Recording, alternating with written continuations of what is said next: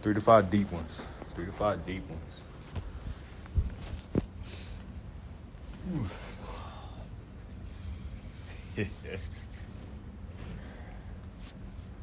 Waterloo, proud sponsor of the Bayou City Group.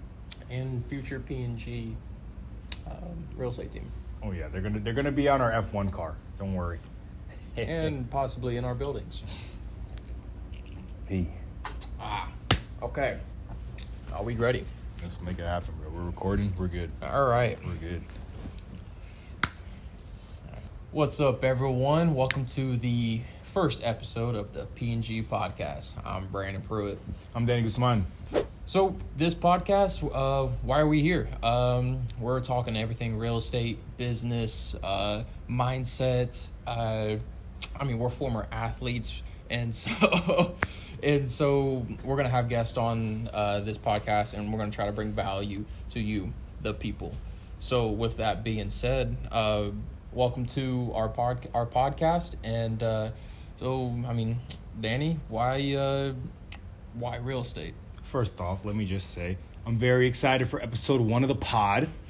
But real estate, like you said, like B said, or B for short, all his good friends call him B.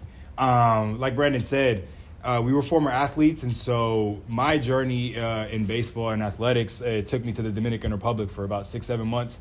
And while living down there, I didn't know whether or not I was going back to college when I got back to the States or not. And I knew I had an entrepreneurial kind of bug in me. I knew I had it in me to be an entrepreneur. And so I decided to forego the last year of my schooling to pursue real estate. And that's what I did as soon as I got back here. I wanted to be an investor, real talk. Yeah.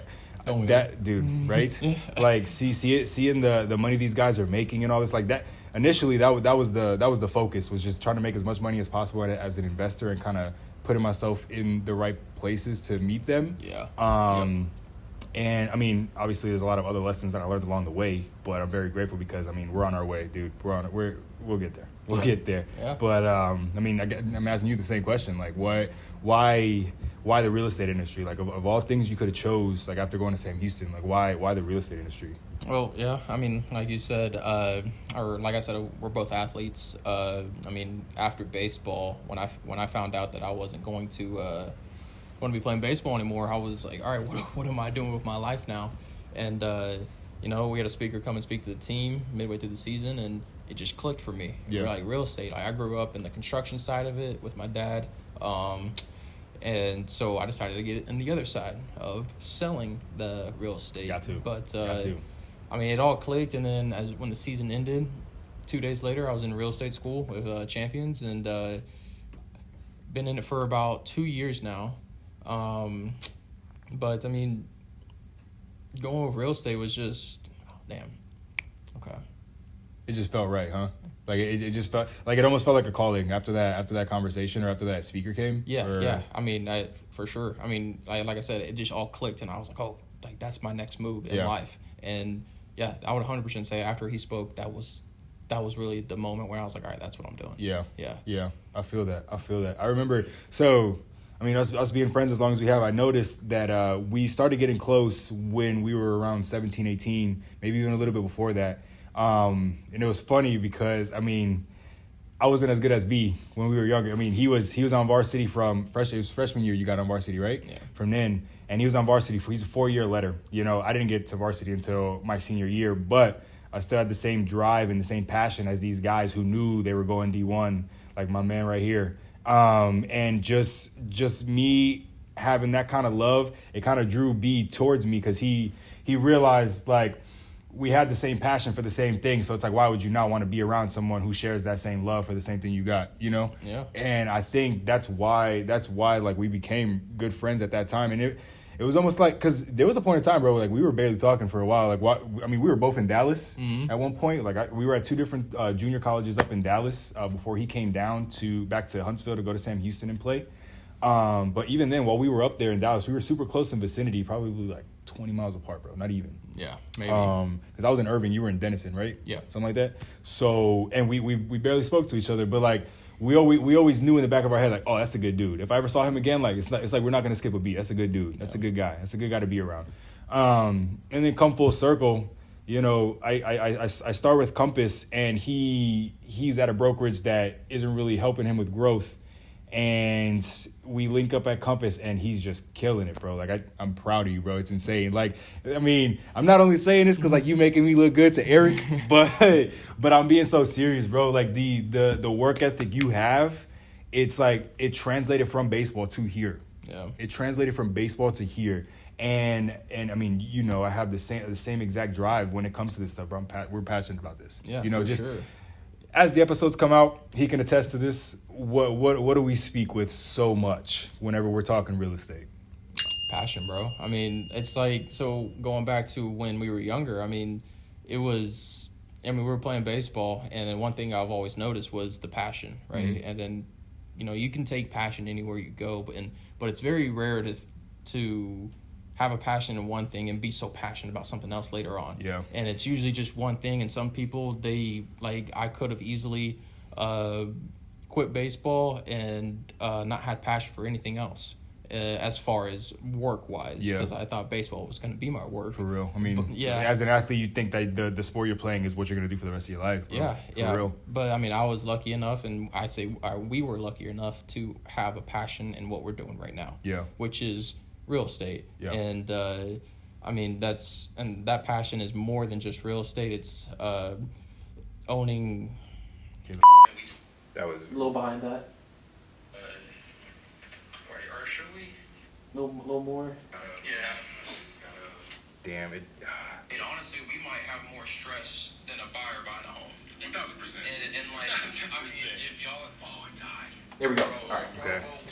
We've been rolling. So We were rolling. All right. So it was a little before that, right? Yeah. And then we were talking about how we're stressed more stress. Sorry, guys. I mean, we had 15, maybe almost 20 minutes of recording, and I heard the camera beep, but he was in the thick of it, bro. I was not about to interrupt my boy, and the camera died. Yeah. And we had the same problem on the first take this morning or earlier in the afternoon. The camera died and didn't save the first clip that we had, but now we know for next time, honestly. So, yeah.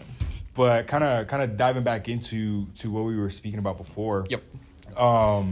The stress we have in comparison to some of these clients is almost just as much as them. But would you say the most confident and highest producing realtors keep a level head when in situations like that? Yeah, I mean, it's keeping a level head, but it's also what we talk about, wealth and knowledge. Yeah. Like, everyone, when they hear wealth, they think of money. Yep. Right? And that's like, money's great, and money can't buy happiness, but it can open opportunities. But wealth and knowledge is so much more important. Yeah. And the wealth and knowledge with these agents or brokers who work with all these clients, and it's not as stressful as we are right now. Yeah. Because it's just because we're not there yet. Yeah, exactly. And I'm sure a lot of people who can resonate with that, and they're like, how do they work with that many clients? How do they do this? How do they do that?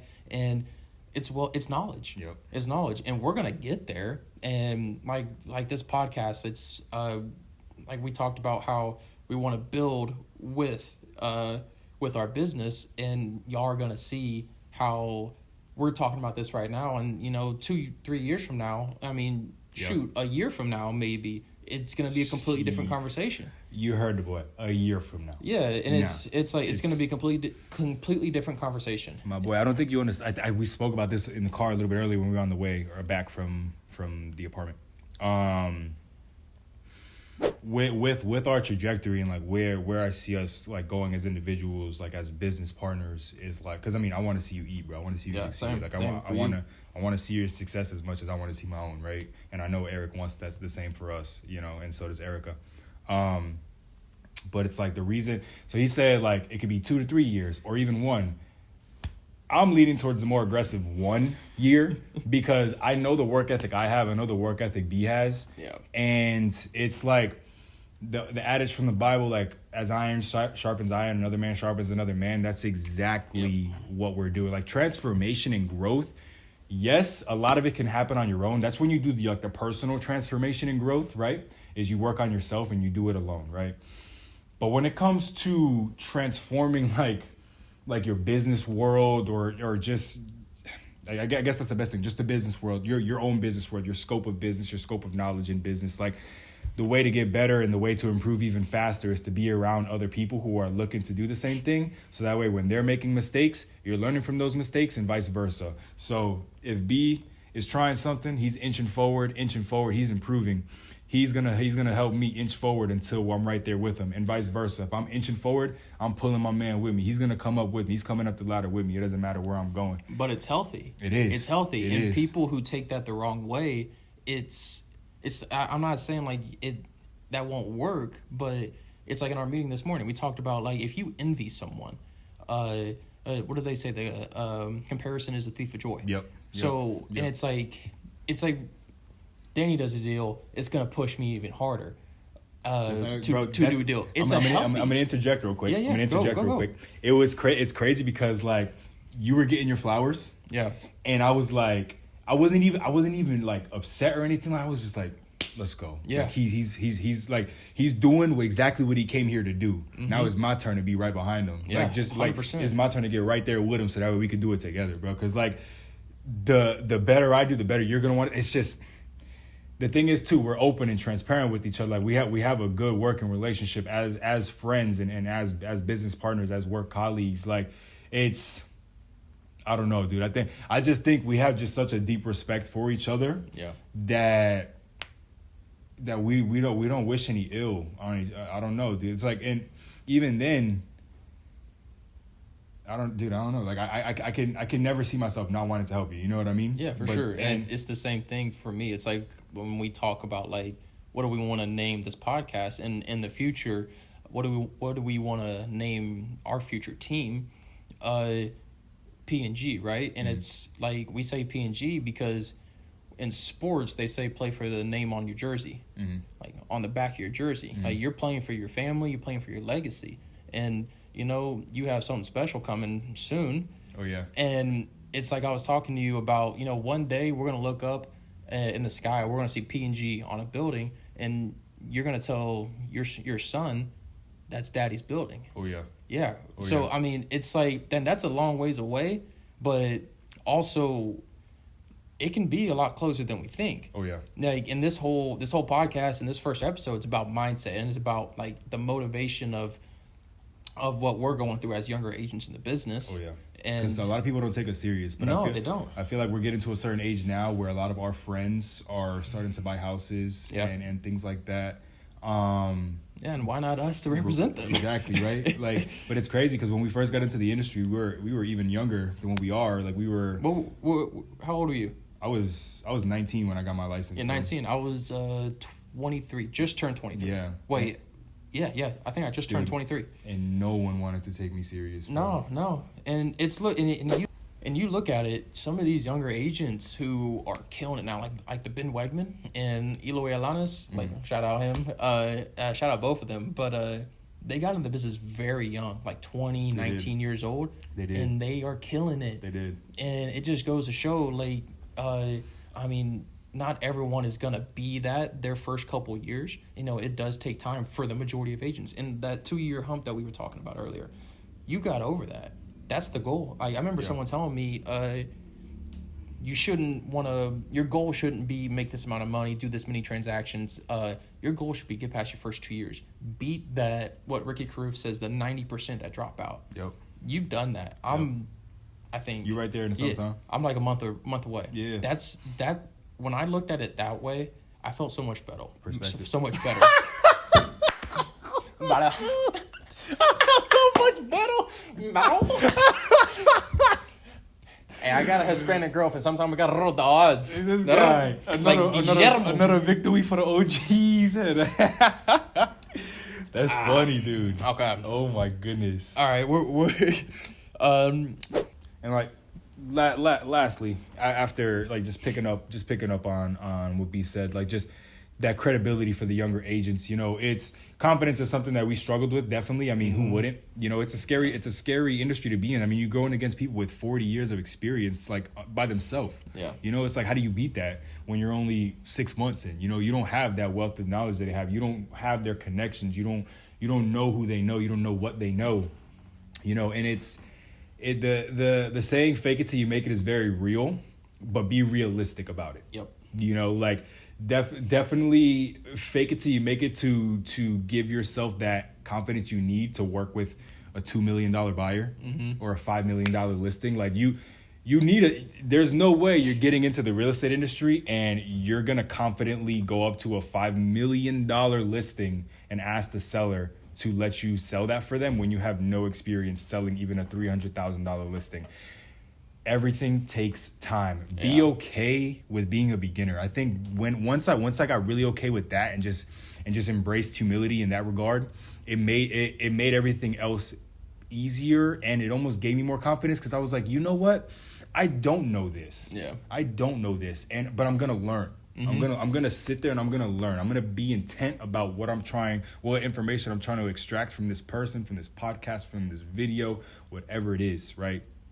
And I mean that's something we're still working on. I mean, 5 years in, almost 2 in, we're still working on our confidence because it's a scary game. Yeah, but it's a scary game. But the confidence is gaining every day. Exactly. Right? And I mean, it's like you said, we're not going to walk into that $2 million listing, and even with our confidence gaining day in, day out, we're going to walk into that and we're still going to be nervous. Oh yeah. And because we're grinding it out. We're talking to people who have the money, who have a lot of properties, but at the same time, that's intimidating. Exactly. And the only reason it is because like we're not in their position. Yeah. You know. Yeah, and it's like you've been telling me a lot. And Eric says the same thing. You know, their money is here and ours is lower, obviously, but you have to position yourself where they are. You have to think like they do. Now, and I'm not saying in the sense like with their job, but like the way they look at money. Oh yeah. You know, you have to think like them, and you just have to. That fluctuates with every different buyer, seller you're working with, and I mean that's the game of real estate, is just knowing people and if you make that connection, it's so much easier to do that. Yeah. So much easier. Yeah. But yeah, I mean. We don't need anything to close it on, bro. That's it right there. I mean, nah, we should close it out for the people. I mean, I'm the P&G Podcast. I mean, that's what we are. I'm Brandon. This is Danny. Oh yeah. Yeah. This is our first one, so bear with us. It's only gonna get better. Exactly. Right, and then we're gonna bring on guests. Somebody gonna have the hot seat right in between. Yeah, and if they don't feel comfortable, we'll them. shoot them over there somewhere. But I mean, if they get uncomfortable, I'll make them more uncomfortable. Yeah, but I mean, there's a lot that we have planned for this, and the purpose of this podcast is growing with our business and growing with you. And if we can bring value to you in any way, that's what we want to do. And it's like we bring value to each other every single day. And we started talking about, let's bring value to more people and make a podcast. And I mean, everyone puts it off. And we like he pointed this out. We text each other every day, and it's the same motivational stuff, just worded a little bit differently every single time. 2 to 3 words are different maybe in each text, but it's the same thing maybe 6 or 7 times a day when we're not in the office together. But it's like we know like that we're motivated and we're willing to do this stuff, but like it's not so much that I don't trust your motivation to stick. It's more so I want you to know that I'm in your corner and we're gonna keep going. Whenever you feel like you're not ready to do something for the day, I'm like, nah, bro, like we gotta do it. Yeah, you gotta do it. And so you put it on your day, you put it on your calendar. You gotta do it. Finish what you start. Yeah, you finish what you start, exactly. And if you don't do that, then it's just it's a trickle effect into more things in your business, in your life. Yeah, that's what I was gonna say too. Just like in general, it ripple effects into everything else. Yeah, exactly. Everything else. Habits are important, man. But yeah, I mean, just stay tuned. Yes, just stay tuned. Stay tuned for it. We got a lot of things that we're working on together. A lot of things we're working on individually. Yeah. And I mean, when they say the sky is the limit, they're not lying, because the only thing limiting yourself is your mind at the end of the day. For sure. Like however big your mind can dream is how far you'll go. And just having that blind faith. I mean, I think I told you, it's like that same blind faith we have in God. I mean, we put him first in our business. Like that same blind faith we have in God, we have to have that same blind faith in ourselves, because he's in us, bro. Come on. He's in us. He's leading us. What is it? Tuesday? I'm preaching on a Tuesday. Yes, sir. Yes, sir. Dang it. But yeah, hey, stay tuned and catch you in the next one. Yes, sir. Thank you.